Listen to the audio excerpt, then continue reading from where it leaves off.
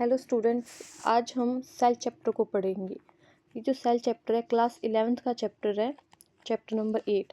और ये जो सीरीज़ हम एक एनसीईआरटी सीरीज स्टार्ट कर रहे हैं जिसमें हम एनसीईआरटी को लाइन बाय लाइन पढ़ेंगे। तो आपके लिए ये बहुत इंपॉर्टेंट होने वाली है उन सभी एग्ज़ाम में जिसमें कि बायो पूछी जाती है 11th एंड 12th क्लास की। तो हम स्टार्ट करते हैं।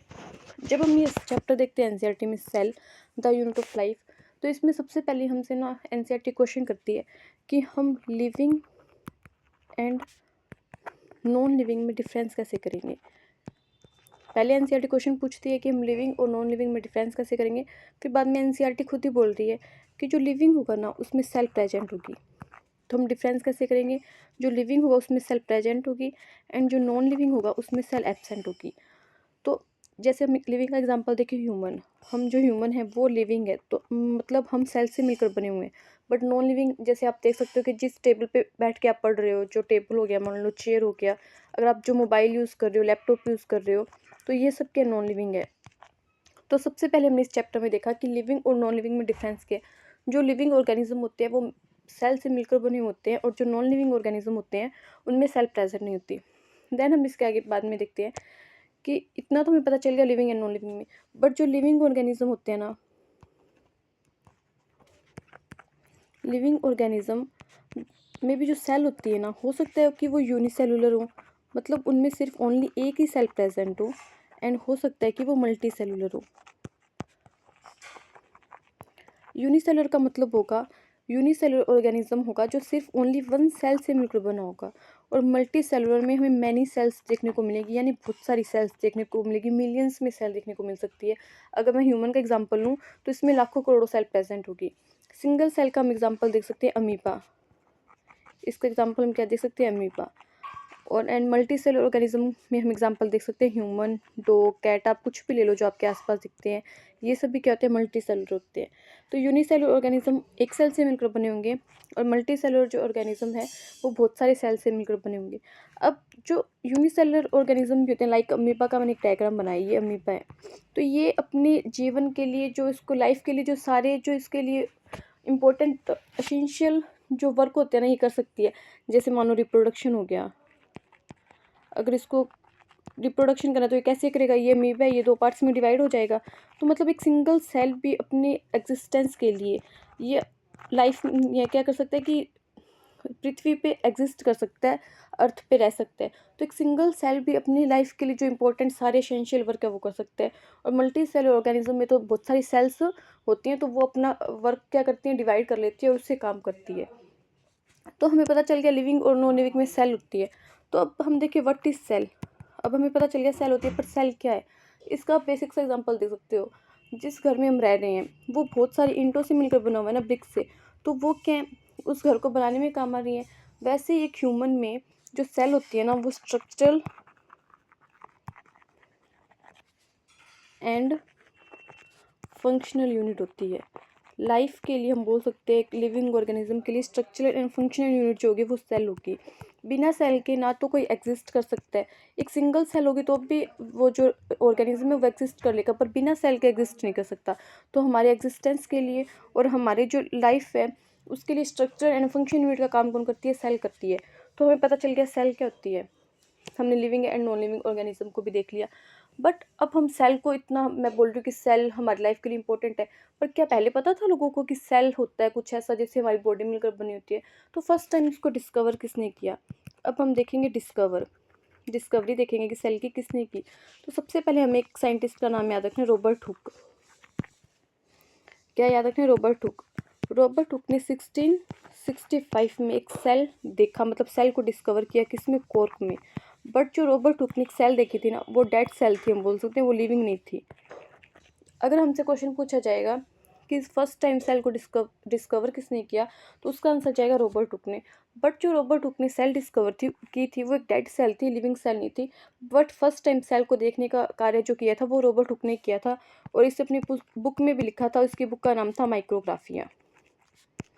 तो हमें पता चल गया कि सेल को डिस्कवर किसने किया था। बट जब आप एनसीईआरटी पढ़ोगे तो उसमें आप देखोगे कि जो लिविंग सेल है, लिविंग सेल को डिस्कवर किसने किया था, तो हमें ध्यान रखना है एंटोन वैन ल्यूवेनहोक। साइंटिस्ट हमें ध्यान रखना है, एंटोन वैन ल्यूवेनहोक। इसने 1674 में फर्स्ट टाइम लिविंग सेल को डिस्कवर किया था। तो ये हमारे लिए इंपॉर्टेंट हो जाता है, ये एनसीईआरटी में भी दिया हुआ है कि लिविंग सेल को डिस्कवर किसने किया था। एंटोन वैन ल्यूवेनहोक ने 1674 में लिविंग सेल को डिस्कवर किया था। उसके बाद में एक साइंटिस्ट आपको ध्यान रखना है, रॉबर्ट ब्राउन। रॉबर्ट ब्राउन ने न्यूक्लियस की डिस्कवरी की थी। किसकी डिस्कवरी की थी? न्यूक्लियस की। न्यूक्लियस जो होता है वो किसी भी, मान लो कोई सेल है, उसके अंदर न्यूक्लियस जो होता है ना, वो उसके ब्रेन का काम करता है। तो मतलब न्यूक्लियस बहुत इंपॉर्टेंट पार्ट होता है सेल का। तो अभी तक हमने क्या देखा कि फर्स्ट टाइम सेल को डिस्कवर किसने किया? रॉबर्ट हुक ने। लिविंग सेल को किसने डिस्कवर किया? एंटोन वैन ल्यूवेनहोक ने। एंड जो न्यूक्लियस है उसको डिस्कवर किसने किया? उसको डिस्कवर किया रॉबर्ट ब्राउन ने। अब हम देखेंगे सेल थ्योरी। जो हमारा नेक्स्ट टॉपिक होगा वो होगा सेल थ्योरी। सेल थ्योरी क्या है? सेल थ्योरी को दो साइंटिस्ट ने प्रपोज किया था। एक तो है श्लाइडन और एक है श्वान। अब कभी कभी ना हमसे ऐसे पूछ लेते हैं कि श्लाइडन क्या था। श्लाइडन जो है ना वो एक बॉटनिस्ट था, एंड जो श्वान है वो एक जूलॉजिस्ट था। एंड कंट्री भी पूछ लेते हैं। जो श्लाइडन है ना वो जर्मनी का था, एंड जो श्वान है वो ब्रिटिश था। ठीक है, तो हमने क्या देखा? सेल थ्योरी में हमने देखा कि सेल थ्योरी को दो साइंटिस्ट ने प्रपोज किया था, श्लाइडन एंड श्वान ने। श्लाइडन है जो एक बॉटनिस्ट है, एंड जो श्वान है वो एक जूलॉजिस्ट है। और जो श्लाइडन है वो कौन सी कंट्री से बिलोंग करता है? जर्मनी से। एंड जो श्वान है वो है ब्रिटिश से। अब हम देखते हैं सेल थ्योरी है क्या, श्लाइडन ने क्या बोला और श्वान ने क्या बोला। 1838 में जर्मनी का जो श्लाइडन था उसने कुछ बातें बताई। ये बॉटनिस्ट है, तो ये किसकी स्टडी कर रहा था? प्लांट की स्टडी कर रहा था। और इसने देखा कि जो सभी प्लांट है ना वो एक सेल से मिलकर बने हुए हैं। ठीक है, तो इसने एक स्टेटमेंट दिया कि all plants are made up of sales.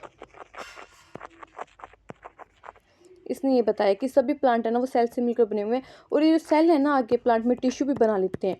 मतलब इसने बताया कि प्लांट सेल से मिलकर बने हुए हैं और ये जो सेल हैं वो आगे टिश्यू बना रहे हैं। तो हमने क्या देखा कि जो all plants made up of cells, and ये जो सेल है ना वो आगे जाके टिश्यू बना लेती है। तो श्लाइडन ने तो इतनी बात बताई। देन उसके बाद में 1839 में जो हमने दूसरा साइंटिस्ट देखा था ना, श्वान, और ये क्या एक जूलॉजिस्ट है। ठीक है, और ये कहाँ का है? ब्रिटिश का है। हम इसको ऐसे भी याद कर सकते हैं कि श्वान जो होता है ना, हम बोल सकते हैं कि जो हिंदी में जो कुत्ता होता है ना उसका सिनोनिम्स होता है श्वान। अगर आपने पढ़े हो तो पर्यायवाची शब्द। तो डॉग क्या एक एनिमल है, तो श्वान क्या हो जाएगा? एक जूलॉजिस्ट हो जाएगा। आप इसको ऐसे रिलेट कर सकते हैं कि जूलॉजिस्ट कौन था एंड बॉटनिस्ट कौन है। ठीक है, तो 1839 में श्वान क्या कर रहा था? ये जूलॉजिस्ट था, तो ये एनिमल सेल को स्टडी कर रहा था। तो इसने क्या देखा कि जो एनिमल सेल है ना वो भी सेल से मिलकर बने हुए, मतलब जो एनिमल की स्टडी कर रहा था, और इसने देखा कि जो एनिमल्स है ना वो भी सेल से मिलकर बने हुए हैं। पर जब इसने देखा ना कि सेल को, एनिमल सेल को, तो इसने देखा कि जो सेल है ना उनके बाहर ना एक, हम बोल सकते हैं, मेम्ब्रेन दिखी उसे, जिसको आज के टाइम में हम क्या बोलते हैं? सेल मेम्ब्रेन बोलते हैं। तो इसी मेम्ब्रेन को हम क्या बोलते हैं? सेल मेम्ब्रेन बोलते हैं। तो ये मेम्ब्रेन के बारे में हमें किसने बताया? श्वान ने बताया। ये था तो जूलॉजिस्ट, बट इसने क्या किया? प्लांट को भी स्टडी किया। ठीक है, और इसने प्लांट को स्टडी करके भी सेम कंक्लूजन निकाला कि जो प्लांट है ना, यही श्लाइडे ने निकाला था कि प्लांट जो है ना वो भी सेल से मिलकर बने हुए हैं। बट इसने ना प्लांट सेल के बाहर क्या देखा? इसको प्लांट सेल के बाहर एक वॉल दिखाई थी। जैसे इसको मेम्ब्रेन दिखाई थी यहाँ पे, वैसे इसको प्लांट सेल में वॉल दिखाई थी, जिसको इसने क्या बोला? सेल वॉल बोला। जो आज के टाइम में हम क्या बोल रहे हैं, जिसको सेल वॉल बोल रहे हैं, वो हम बोल सकते हैं कि इसके बारे में हमें किसने बताया था? श्वान ने बताया था। तो इसके बेस पे ना श्वान ने अपनी हाइपोथेसिस दी। क्या दी? हाइपोथेसिस दी श्वान ने अपनी। वो हाइपोथेसिस क्या थी हम देखते हैं। श्वान ने क्या हाइपोथेसिस दी? श्वान ने हमें बताया कि all animals and plants are made up of cells. तो उसने बताया कि जो एनिमल्स एंड प्लांट्स हैं ना वो सेल से मिलकर बने हुए, हम बोल सकते हैं, और प्रोडक्ट ऑफ सेल्स, मतलब या फिर तो सेल से मिलकर बने हुए हैं या कोई सेल का जो प्रोडक्ट है उससे मिलकर बने हुए हैं। तो ये श्वान हाइपोथेसिस थी। अभी तक सेल थ्योरी नहीं थी, श्वान ने सिर्फ हाइपोथेसिस थी। श्लाइडर ने अपना अलग से वर्क किया 1838 में, उसने प्लांट्स पे वर्क किया, एंड श्वान ने 1839 में एनिमल्स पे वर्क किया और साथ में प्लांट्स पे भी वर्क किया। और श्वान ने अपनी एक हाइपोथेसिस दे दी है कि सभी प्लांट्स एंड एनिमल्स सेल या सेल के प्रोडक्ट से मिलकर बने हुए हैं।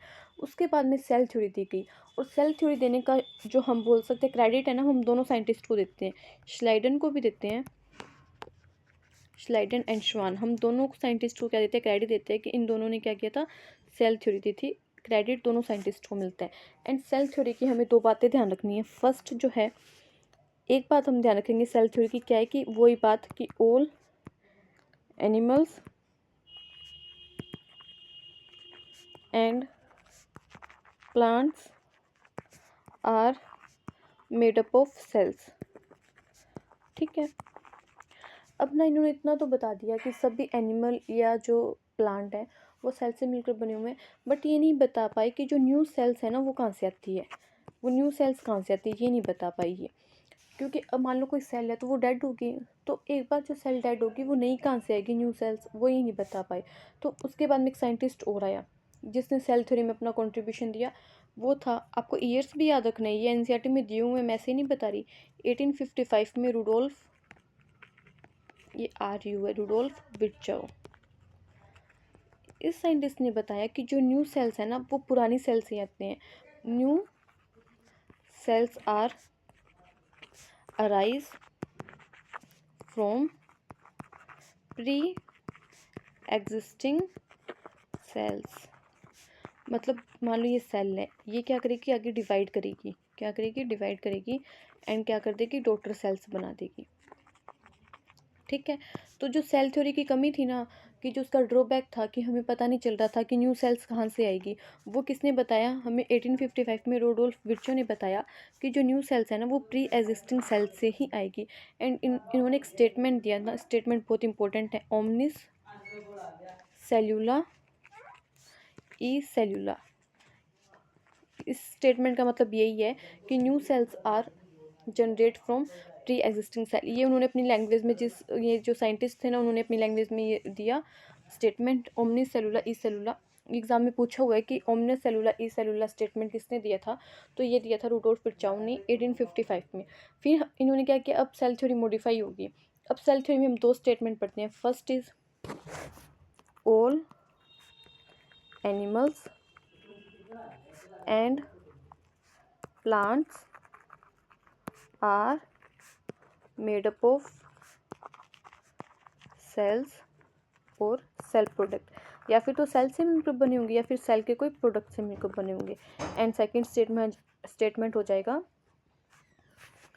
All cells are arise from pre existing cells. मतलब नई सेल्स क्या है, या फिर यहाँ पे आप लिख लो ऑल सेल्स की जगह आप लिख लो new cells, pre existing cells. जो नई सेल्स बनेगी ना वो कहाँ से बनेगी, जो पुरानी सेल है ना, जो प्री एग्जिस्टिंग सेल उससे बनी, आप यहाँ पे लिख लो न्यू सेल्स। ठीक है, तो ये बेटर हो जाएगा स्टेटमेंट। यहाँ पे हम क्या लिख सकते हैं, new cells are arise from pre existing cells. तो ये जो दो है ना वो सेल थ्योरी की स्टेटमेंट है। तो हमने जो इतना पार्ट पढ़ा है ना, अब हम देखते हैं एनसीईआरटी से कि हमें कितना समझ में आया है। चलो अब एनसीईआरटी रीड करते हैं, ये जो हमने पढ़ा है।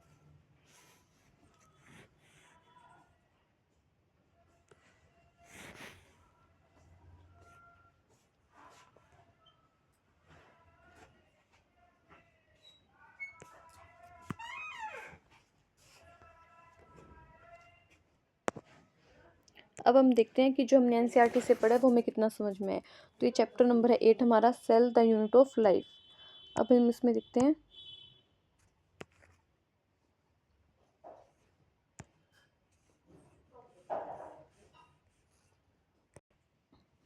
चलो अब हम एनसीईआरटी से पढ़ते हैं जो भी हमने समझे। चैप्टर का नाम है cell the unit of life. अब स्टार्ट करते हैं। When you look around you see both living and non living things. अब अपना अपनी एनसीईआरटी निकालो और साथ साथ में रीड करो। You must have wondered and ask yourself what is it that makes an organism living, और what is it that an animate thing does not have which a living thing has. मतलब इसमें क्या पूछ रहा है कि living और non living में डिफरेंस क्या है। The answer to this presence of the basic unit of life the cell in all living organism. तो इसका आंसर क्या है कि सेल जो होती है वो प्रेजेंट होती है। आगे, all organisms are composed of cells.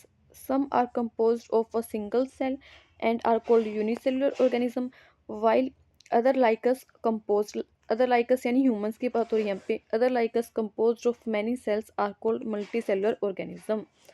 आगे नेक्स्ट आगे देखते हैं इस पेज पे क्या लिखा हुआ है। आगे दिया हुआ है व्हाट इज द सेल, मतलब सेल क्या है। Unicellular organism are capable of independent existence and performing the essential function of life. ये हमने देखा था कि जो यूनिसेलुलर ऑर्गेनिज्म होता है वो एग्जिस्ट भी करता है अर्थ पे एंड वो परफॉर्म भी करता है अपने एसेंशियल फंक्शंस को जो लाइफ के लिए चाहिए उसे। Anything less than a complete structure of a cell does not ensure independent living. अगर कोई भी सेल कम होगा ना एक सिंगल सेल से तो वो इंडिपेंडेंट नहीं रह पाएगा। Hence, cell is the fundamental structural and functional unit of living organism। उसके बाद में एंटोन वैन ल्यूवेनहोक, ये इम्पोर्टेंट है। Anton van Leeuwenhoek first saw and described a live cell. Robert Brown later discovered the nucleus. The invention of the microscope and its improvement, leading to the electron microscope, relevated all the structural details of the cell। मतलब जब electron microscope आ गया तो हमने structure को मतलब हमने cell को और ज़्यादा डीपली क्या किया, स्टडी किया। अब आगे cell theory. In 1838, Matthias Leiden, a German botanist, examined a large number of plants and observed that all plants are composed of different kinds of cells which form the tissue of the plant. At about the same time, Theodore कौन था, आगे श्वान, हमें तो पता है ना, हम इसको आगे रीड करते हैं।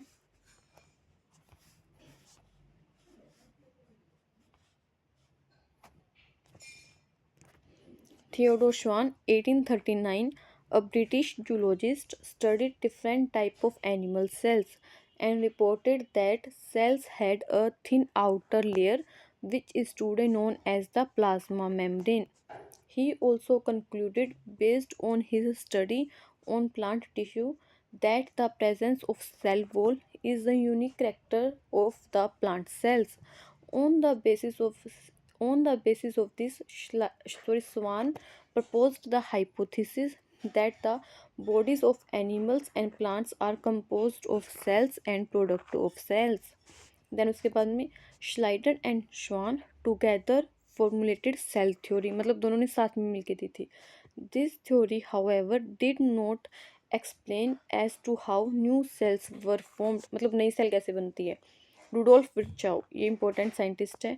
Rudolph Virchow in 1855 first explained that cells divided and new cells are formed from pre-existing cells।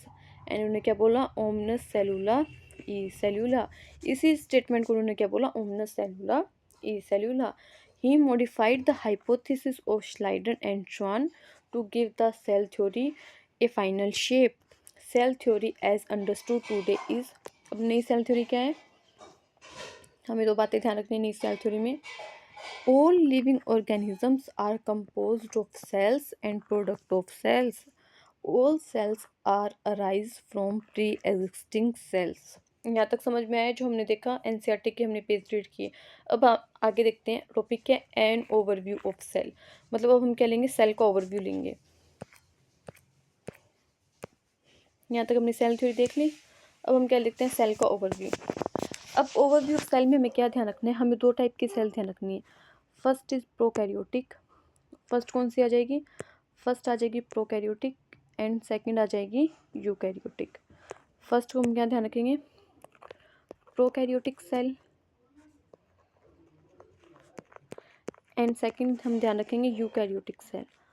अब क्या डिफरेंस है प्रोकैरियोटिक एंड यूकैरियोटिक में, देखो जो प्रो का मतलब होता है ना वो होता है पुराना, हम बोल सकते हैं ओल्ड, एंड कैरियन वर्ड जहाँ पे भी है ना वो रिलेट करेगा न्यूक्लियस से।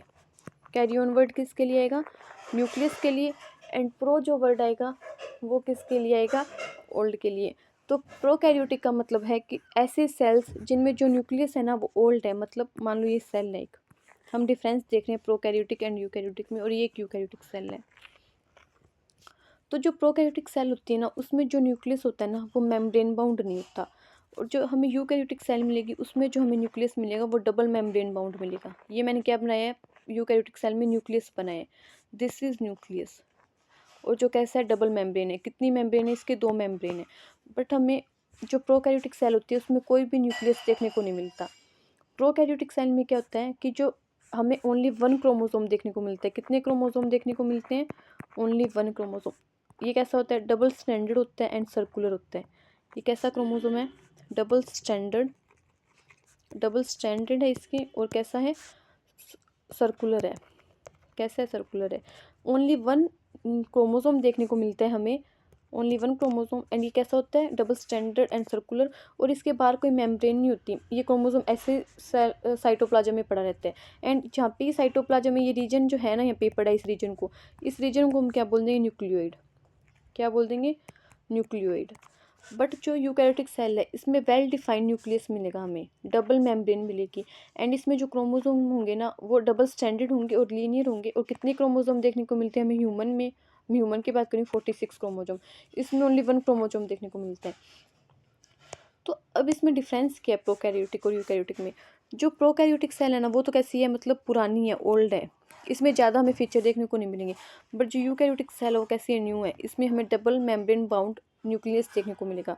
इसमें जो सेल ऑर्गेनल्स प्रेजेंट होते हैं, सेल ऑर्गेनल्स जो होते हैं वो मेम्ब्रेन बाउंड नहीं होते, उनमें क्या नहीं होती, मेम्ब्रेन नहीं होती। बट इसमें जो मेम्ब्रेन हमें मिलेगी सेल ऑर्गेनल में, सेल ऑर्गेनल में हमें यहाँ पे क्या देखने को मिलेगा, माइटोकॉन्ड्रिया भी मिलेगा। ठीक है, यहाँ पे माइटोकॉन्ड्रिया नहीं होगा। यहाँ पे हमें एंडोप्लाज्मिक रेटिकुलम देखने को मिलेगी, यहाँ पे नहीं होगी। यहाँ पे हमें लाइसोसोम देखने को मिलेगा, यहाँ पे लाइसोसोम भी नहीं होगा। यहाँ में और हम क्या बोल सकते हैं, यहाँ पे हमें गोल्जी बॉडी देखने को मिलेगी, यहाँ पे गोल्जी बॉडी भी नहीं होगी। ठीक है, तो जो प्रोकैरियोटिक सेल होते हैं ना वो तो क्या होते हैं, पुराने होते हैं, एंड जो यूकैरियोटिक सेल होते हैं ना वो कैसे होते हैं, नहीं होते हैं। तो ये बेसिक फीचर हमें ध्यान रखना है प्रोकैरियोटिक एंड यूकैरियोटिक का। बट हमें कुछ इनमें हम बोल सकते हैं कि सिमिलैरिटी भी देखने को मिलती है। मान लो एक प्रोकैरियोटिक सेल मैंने बनाया, कैसा सेल है, प्रोकैरियोटिक, एंड ये मैंने बनाया एक यूकैरियोटिक सेल। ठीक है, तो यहाँ पे जो सेल के अंदर जो ये फ्लूइड भरा रहता है यहाँ पे, इसको हम बोलेंगे साइटोप्लाज्म। क्या बोलेंगे, साइटोप्लाज्म। ये फ्लूइड हमें यहाँ पे भी देखने को मिलेगा प्रोकैरियोटिक सेल में, और ऐसा ही फ्लूइड हमें यूकैरियोटिक सेल में भी देखने को मिलेगा। तो मतलब इन दोनों में सिमिलैरिटी है। और एक हमें सेल ऑर्गेनल ध्यान रखना है, राइबोसोम। इंपॉर्टेंट है, क्या ध्यान रखना है, राइबोसोम। जो राइबोसोम है ना वो हमें प्रोकैरियोटिक में भी देखने को मिलेगा, ये राइबोसोम यूकैरियोट में भी प्रेजेंट होगा, और ये जो राइबोसोम है ना वो प्रोकैरियोट में भी प्रेजेंट होगा। ठीक है, तो ये जो राइबोसोम होता है ना इसमें मेम्ब्रेन नहीं होती, ये मेम्ब्रेन लेस होता है। क्या होता है, मेम्ब्रेन लेस होता है। ओके, तो अभी हमने क्या देखा, ये कैसा होता है, मेम्ब्रेन लेस होता है। तो हमने क्या देखा, प्रोकैरियोट एंड यूकैरियोट में डिफरेंस देखा। प्रोकैरियोट में साइटोप्लाज्म है, यूकैरियोट में भी है। प्रोकैरियोट में राइबोसोम है, यूकैरियोट में भी है।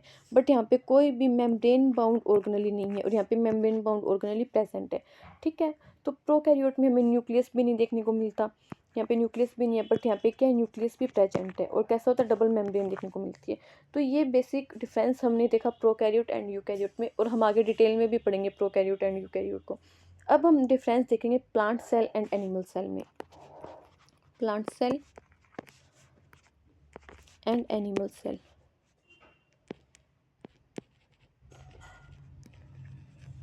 Plant cell and animal cell में क्या डिफरेंस है। जो प्लांट सेल होती है ना उसमें, ये मान लो मैंने एक प्लांट सेल बनाई, हम डायग्राम से समझते हैं, और मैंने बनाई ये एनिमल सेल। तो प्लांट सेल के बाहर हमें एक स्पेशल चीज़ देखने को मिलती है, वो है सेल वॉल। ये सेल वॉल हमें ओनली प्लांट सेल में देखने को मिलेगी, एनिमल सेल में एब्सेंट होगी। बट सेल वॉल के अंदर हमें क्या देखने को मिलेगी, सेल मेम्ब्रेन। क्या मिलेगी, सेल मेम्ब्रेन, जो प्लांट सेल में भी प्रेजेंट होगी और ये एनिमल सेल में भी प्रेजेंट होगी। तो सेल वॉल किसका फीचर है, कैरेक्टरिस्टिक फीचर हम बोल सकते हैं प्लांट सेल का। एंड जो सेल मेम्ब्रेन है वो हमें animal cell and plant cell दोनों में देखने को मिलेगी। देन उसके बाद में हम देखते हैं, एक हमें और ध्यान रखना है, सेंट्रियोल। क्या ध्यान रखना है, सेंट्रियोल। ये एक ऑर्गेनल होता है जो सिर्फ हमें एनिमल सेल में देखने को मिलेगा, प्लांट सेल में ये क्या होगा, एब्सेंट होगा। और ये किस में हेल्प करता है, जो सेंट्रियोल है ना वो सेल डिवीज़न में हेल्प करता है। किस में हेल्प करता है, जब सेल डिवाइड होगी, क्योंकि अभी हमने देखा ना कि जो नई सेल है वो कैसे बनेगी, पुरानी सेल के डिवीजन से बनेगी। तो ये जो सेंट्रियोल है ना वो सेल को डिवाइड होने में हेल्प करते हैं, जो सिर्फ ओनली प्रेजेंट होगा एनिमल सेल में। एंड प्लांट सेल में जो सेंट्रियोल होता है वो क्या होता है, एब्सेंट होता है। तो ये कुछ डिफरेंस है plant cell and animal cell में जो हमने देखे। उसके बाद में हमें क्या ध्यान रखना है, हमने देखा था ना यहाँ पे साइटोप्लाज्म होगा, जो प्लांट सेल में भी मिलेगा हमें, एनिमल सेल में मिले, एनिमल सेल में भी मिलेगा एंड प्रोकैरियोटिक सेल में भी मिलेगा। तो ये जो साइटोप्लाज्म होता है ना ये इंपॉर्टेंट रोल प्ले करता है किसमें, बहुत सारी रिएक्शंस में। मतलब जो साइटोप्लाज्म होता है ना उसमें क्या होती है, बहुत सारी रिएक्शंस होती है। जो क्या कर, रिएक्शन कैसे होगी, मान लो हमें पता है कि जब हम ग्लूकोज खाते हैं ना तो किस में, ऑक्सीजन के साथ में किस में ब्रेक डाउन हो जाता है, उससे हमें क्या मिलती है, एटीपी मिलती है, ठीक है। एंड किस में चेंज हो जाता है वो, CO2 में एंड H2O में। तो ये जो रिएक्शन होगी सारी ये कहाँ होगी, साइटोप्लाज्म में होगी। मतलब बेसिकली हम बोल सकते हैं कि साइटोप्लाज्म में बहुत सारी सेल ऑर्गेनली पड़ी होगी जहाँ पे रिएक्शंस होगी, और ये क्या करता है, बहुत सारी रिएक्शंस के लिए रोल प्ले करता है साइटोप्लाज्म। और उसके बाद में हमें क्या ध्यान रखना है, एक बात और हमें ध्यान रखनी है, क्या कि अभी हमने देखा ना राइबोसोम, राइबोसोम कहाँ प्रेजेंट थे, प्रोकैरियोट में भी प्रेजेंट थे और किस में थे, यूकैरियोट में भी थे। बट जो यूकैरियोटिक सेल होती है उसमें हमें 3 सेल ऑर्गेनल देखेंगे, mitochondria, plastid and endoplasmic reticulum, rough endoplasmic reticulum. इन तीनों सेल ऑर्गेनल्स में भी हमें राइबोसोम देखने को मिलेगा। और ये सिर्फ सेल ऑर्गेनल किस में प्रेजेंट हो गए, यूकैरियोटिक सेल में, क्योंकि प्रोकैरियोटिक सेल में तो कोई membrane bound cell organelle present ही नहीं होते, ठीक है। तो अब नहीं यहाँ तक पढ़ा। उसके बाद में हमें क्या ध्यान रखना है कि जो सेल्स होती है ना वो बहुत सारे शेप एंड साइज में हमें देखने को मिल सकती है, different type of shape and size, ठीक है। ये different type of shape and size किसके लिए होती है, due to various type of functions, due to various type of functions. क्यों थी ये शेप एंड साइज डिफरेंट, क्योंकि ये बहुत सारे टाइप के फंक्शन शो करती है। इसके लिए जो इनके शेप एंड जो साइज होते हैं ना वो कैसे होते हैं, डिफरेंट, बहुत सारे टाइप के मिलते हैं हमें। अब हम देखते हैं कि कैसे कैसे सेल्स देखने को मिल सकती हैं हमें। अब देखो इससे पहले हम देखते हैं कि सबसे स्मॉलेस्ट सेल कौन सी है। ये डायरेक्ट क्वेश्चन पूछ लेते हैं आपसे कि स्मॉलेस्ट सेल बताओ। तो स्मॉलेस्ट सेल है माइकोप्लाज्मा। कौन है, माइकोप्लाज्मा। एंड इसका हमें साइज दिया हुआ एनसीईआरटी में कितना दिया हुआ, 0.3 माइक्रोमीटर, ठीक है। तो हमने क्या देखा, स्मॉलेस्ट सेल कौन है, माइकोप्लाज्मा, जिसका साइज कितना दिया हुआ हमें 0.3 माइक्रोमीटर। इसकी लेंथ दी हुई है, क्या दी हुई है, इसकी लेंथ दी हुई है 0.3 माइक्रोमीटर। एंड उसके बाद में हमने देखना है सबसे लार्जेस्ट सेल। जो लार्जेस्ट सेल है वो है एग ऑफ ऑस्ट्रिच। क्या है largest cell, egg of ostrich यानी शुतुरमुर्ग का अंडा। ये क्या है, सबसे लार्जेस्ट सेल है। एंड उसके बाद में हम देखेंगे लॉन्गेस्ट सेल। अगर हम ह्यूमन में लॉन्गेस्ट सेल की बात करें ना तो वो क्या आ जाएगी, नर्व सेल। इसके डायग्राम भी हम देखेंगे एनसीईआरटी में दिए हुए, क्या आ जाएगी, नर्व सेल आ जाएगी। तो स्मॉलेस्ट सेल माइकोप्लाज्मा, जिसका साइज भी दिया हुआ है हमें 0.3 माइक्रोमीटर होता है लेंथ में। उसके बाद में लार्जेस्ट सेल है एग ऑफ ऑस्ट्रिच। देन उसके बाद में हमने देखा कि जो लॉन्गेस्ट सेल है वो क्या आ जाएगी, नर्व सेल। उसके बाद में हमें कुछ और डाटा याद रखने जो मेरे एनसीईआरटी में दिए हुए कि जो बैक्टीरिया होता है ना, बैक्टीरिया, उसका साइज हमें ध्यान रखना है 3 to 5 माइक्रोमीटर होता है। कितना होता है, 3 to 5 माइक्रोमीटर। और ह्यूमन की रेड ब्लड सेल्स यानी RBC, उसका हमें क्या ध्यान रखना है, डायमीटर ध्यान रखना है, कितना होता है, 7 माइक्रोमीटर होता है इसका डायमीटर। ये सारा कुछ एनसीईआरटी में दिया हो तो हमें ध्यान रखना पड़ेगा, ठीक है। यहाँ तक हो गया। और उसके बाद में हमने क्या देखा, ये डिफरेंट टाइप की शेप एंड साइज में मिल सकती है, जो किसके लिए होती है, डिफरेंट टाइप ऑफ फंक्शंस के लिए होती है। तो जो हमने पढ़ा वो हम देखते हैं अब एनसीईआरटी से। 2 पेज तो हमने एनसीईआरटी से रीड कर लिए, अब हम आगे देखते हैं।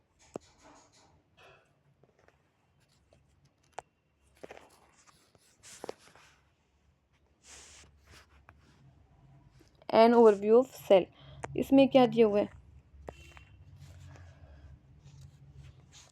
अब हम देखेंगे एन ओवरव्यू ऑफ सेल। ये टॉपिक आप अपनी एनसीईआरटी में भी निकाल सकते हैं। और इसमें हम देखेंगे क्या दिया हुआ है। अब देखो इसमें क्या दिया हुआ है, you have earlier observed cell in an onion peel and a human cheek. मतलब इसने बताया कि जब हम छोटी क्लास में थे ना, तो ये हमारा एक्सपेरिमेंट आया था कि हमने ह्यूमन के चिक में और जो अनियन सेल होती है उसको क्या किया था, ऑब्जर्व किया था। तो किया था क्या आपने ऑब्जर्व? अगर किया तो अच्छी बात है, उससे आप इसको रिलेट कर सकते हो, ठीक है। तो बस इसमें कुछ नहीं बताया, इसमें ये बताया कि जो एक टिपिकल प्लांट सेल होगी उसमें हमें क्या देखने को मिलेगी, सेल वॉल देखने को मिलेगी, एंड जो एक एनिमल सेल होगी उसमें हमें क्या देखने को मिलेगी, एक सेल मेम्ब्रेन देखने को मिलेगी। You have earlier observe cells in an onion peel और a human cheek, cells under the microscope, मतलब माइक्रोस्कोप के नीचे हमने ऑब्जर्व किया। Let us recollect their structure. The onion cell which is a typical plant cell has a distinct cell wall as its outer boundary and just within it is cell membrane. मतलब बाहर क्या मिलेगी, cell wall मिलेगी जो उसकी outer boundary बनाएगी, and अंदर क्या मिलेगी, हमें सेल मेम्ब्रेन देखने को मिलेगी। द सेल्स ऑफ ह्यूमन चिक, क्योंकि ह्यूमन चिक की सेल कैसी होगी, एनिमल सेल होगी। The cells of human cheek have an outer membrane as the delimited structure of cell. मतलब इसमें हमें सेल वॉल देखने को नहीं मिलेगी। Inside each cell is a dense membrane bound structure called nucleus. Cell के अंदर क्या देखने को मिलेगा हमें, nucleus. This nucleus contains the chromosome which in turn contain the genetic material DNA. ठीक है, क्रोमोसोम के अंदर, ये मान लो सेल है, इसके अंदर क्या मिलेगा, न्यूक्लियस मिलेगा, और न्यूक्लियस के अंदर हमें क्या मिलेगा, क्रोमोसोम, और क्रोमोसोम के अंदर हमें क्या देखने को मिलेगा, डीएनए देखने को मिलेगा। Cells that have membrane bound nuclei और आर कॉल्ड यूकैरियोटिक। जिनमें मेम्ब्रेन बाउंड न्यूक्लियस है उसे तो हम क्या बोलेंगे, eukaryotic. Whereas cells the lack a membrane bound nucleus are called prokaryotic. In both prokaryotic and eukaryotic cells, a semi-fluid matrix called cytoplasm occupies the volume of the cell. The cytoplasm is the main arena of cellular activities in both the plant and animal cells. ठीक है, तो मैंने बताया था कि यहाँ पे क्या होगी, बहुत सारी एक्टिविटीज़ होंगी। तो ये हमें प्लांट सेल में भी देखने को मिलेगा एंड एनिमल सेल में भी देखने को मिलेगा। उसके बाद में देखते हैं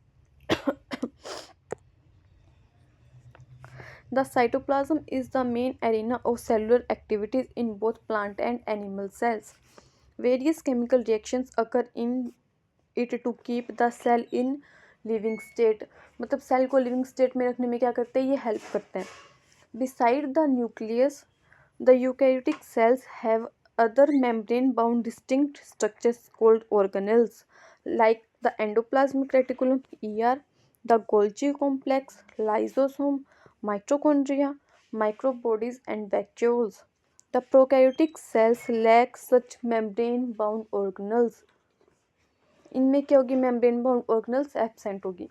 उसके बाद में देखते हैं, ribosomes are non membrane bound organelle found in cells both eukaryotic as well as prokaryotic.